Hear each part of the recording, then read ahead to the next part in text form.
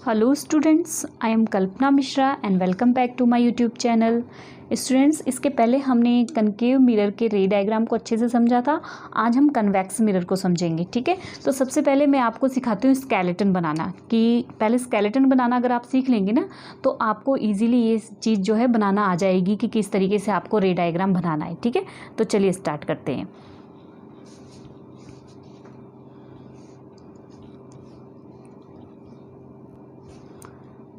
सबसे पहले जैसे हमने किया था ना कनकेव का, वैसे ही कन्वेक्स के लिए सबसे पहले हमने क्या कर लेना है, एक 15 सेंटीमीटर की हम यहाँ पर लाइन ले लेते हैं। पहले हमने ऐसे ही किया था कनकेव में, तो ऐसे ही कन्वेक्स में आपने क्या करना है, 15 सेंटीमीटर की लाइन लेकर लेना है। ठीक है, उसके बाद क्या करना है आपने, वहाँ पर हमने कहाँ का यहाँ से लिया था 3 सेंटीमीटर यहाँ से, और उसके बाद हमने 6 लिया था और उसके बाद 9 लिया था। तो यहाँ पर हमको पीछे से अपोजिट साइड लेना है। ठीक है, मीन्स 15 से आगे जाना। अगर 15 से हम 3 जाएंगे तो यहाँ पर आ जाएगा 12 आपका, फिर आ जाएगा आपका 9 और फिर आपका आ जाएगा 6। ठीक है, ये इस तरीके से अगर आप देखो यहाँ से, तो ये देखो 3, 6 और 9। ठीक है, तो यहाँ से अब सेम ऐसे ही आपने पेंसिल और प्रकार को लेना है और यहाँ से पहले हमने क्या किया था, यहाँ से पॉइंट्स लिए थे तो यहाँ से क्रॉस किया था। अब यहाँ से हमने आर्क लगानी है, यहाँ से इस पॉइंट की आर्क लगानी है। ठीक है, तो ये हमने इस पॉइंट को ले लिया और ये आर्क लगा लिया। ठीक है, थोड़ी सी मेरी इधर आर्क लग गई है, आपने ध्यान से लगाना है।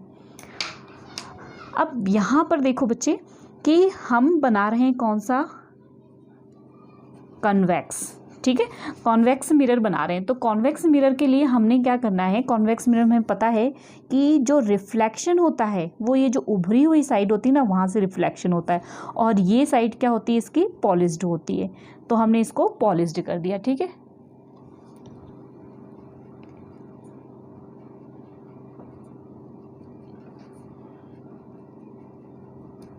इस तरीके से हमने इसको क्या कर दिया, पॉलिश्ड कर दिया। ठीक है, अब पॉलिश्ड करने के बाद देखो, अब यहाँ पर आपका ये क्या हो जाएगा, पोल।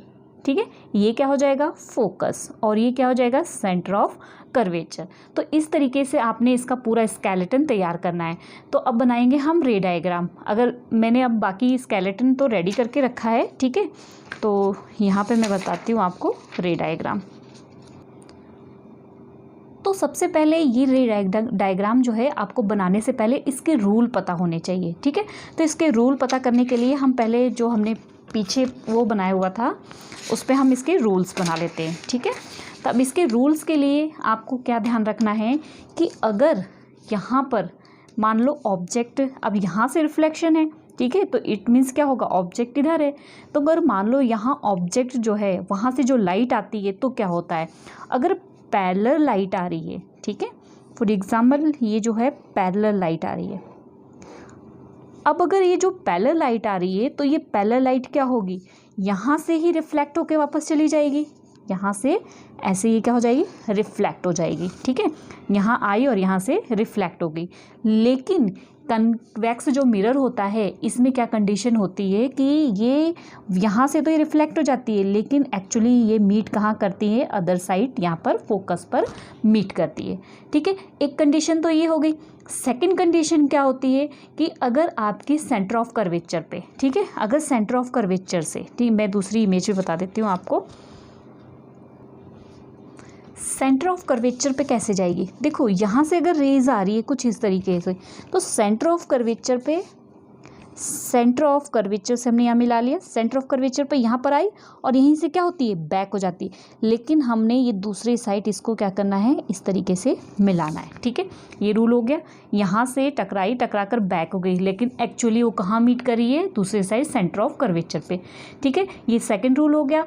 एंड थर्ड रूल क्या है हमारा, थर्ड रूल है कि अगर आपकी जो है रेज कहाँ जा रही है, पोल पर। ठीक है, तो पोल पर जाकर के क्या होगी, पोल से जाकर के पोल से ही वापस हो जाएगी। ये रूल जो है आपका सेम है, यहाँ पोल से जाएगी और पोल से ही क्या हो जाएगी, रिटर्न हो जाएगी। इसमें एंगल आई और एंगल आर क्या होता है, सेम होता है।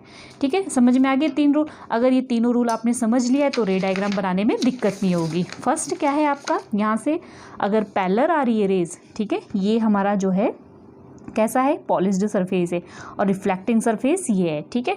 तो अगर पैरेलल आ रही है तो यहाँ टकराई और टकरा कर क्या हो गई, बेंड हो गई, लेकिन एक्चुअल वो मीट कहाँ कर रही है, अदर साइड फोकस पर, ठीक है।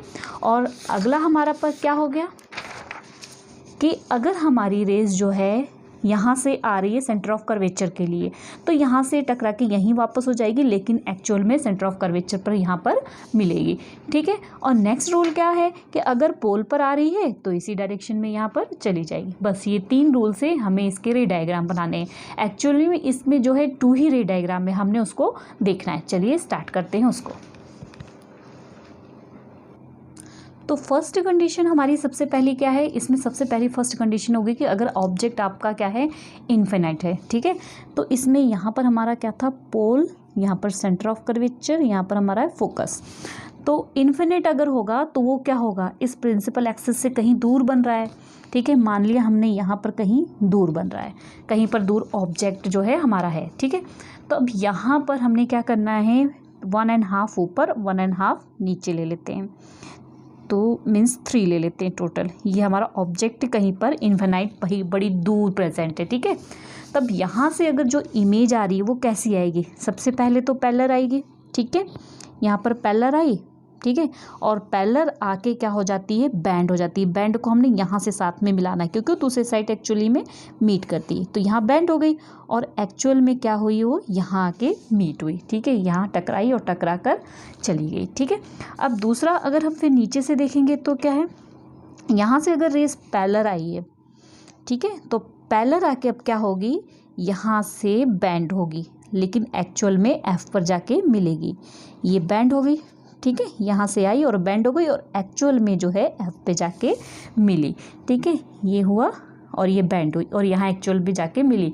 तो हमें पता है जब 2 रेज आपस में मिलती है तो वहाँ पर इमेज जो है वो फॉर्म्ड होती है, ठीक है। तो यहाँ पर इमेज फॉर्म्ड हुई है कहाँ पर, फोकस पर। तो अब हम पहले इसमें सारी कंडीशन को लिख लेते हैं। क्या कंडीशन लिखेंगे, सबसे पहले हमारा ऑब्जेक्ट कहाँ प्रेजेंट है, means position of the object. Object हमारा इन्फिनाइट है, ठीक है, मतलब बहुत दूर प्रेजेंट है, तो हमने उसको लिख देना है ऑब्जेक्ट कहाँ प्रेजेंट है, इन्फिनाइट, ठीक है। ऐसे आपने सिंबल बना लेना है या लिख देना है जैसे मर्जी, ठीक है। अब नेक्स्ट अगर आपसे पूछा हुआ है कि तो पोजीशन ऑफ द इमेज क्या हो जाएगी, फर्स्ट देखो हमारा पोजीशन ऑफ क्या हो गया, ऑब्जेक्ट, ठीक है। और पोजीशन ऑफ इमेज की अगर हम बात करें तो क्या होगी, एट एफ, ठीक है। अब क्या आ जाएगी, साइज।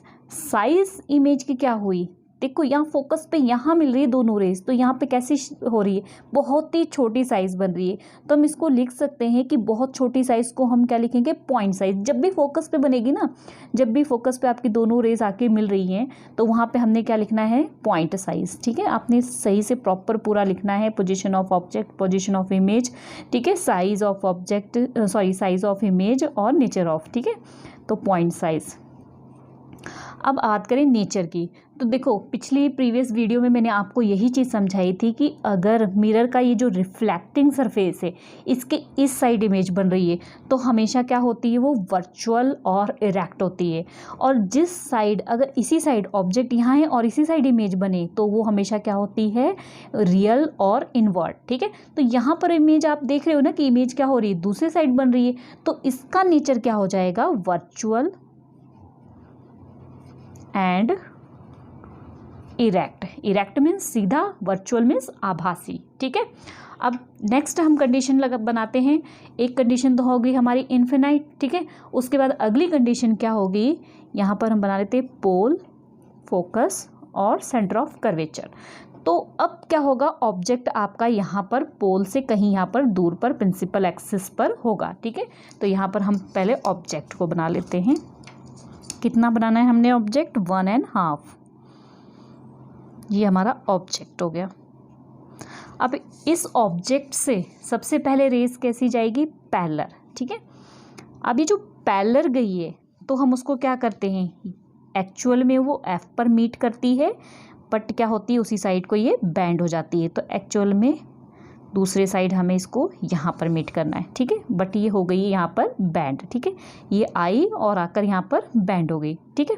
नेक्स्ट जो है आपकी ऑब्जेक्ट से कहाँ जाएगी, सेंटर ऑफ कर्वेचर पर, ठीक है। तो अगर यहाँ से हम इसको इस तरीके से ले लेते हैं, ठीक है, ऐसे, तो यहाँ से अगर ये रेज आ रही है तो इसी साइड को वापस जा रही है, बट ये दूसरी साइड को क्या हो रही है, मिल रही है, ठीक है, ये दूसरी साइड को यहाँ पर मिल रही है। अब ये रेस और ये रेस दोनों एक दूसरे को कहाँ काट रहे हैं, इस जगह पे काट रहे हैं, तो इट मीन्स यहाँ पर क्या बन रही है, ये इमेज बन रही है, ठीक है। ये ऑब्जेक्ट था हमारा ए एंड बी और ये इमेज होगा वही हमारी ए डैश एंड बी डैश, ठीक है। तो इसमें यही दो इमेज बनती है।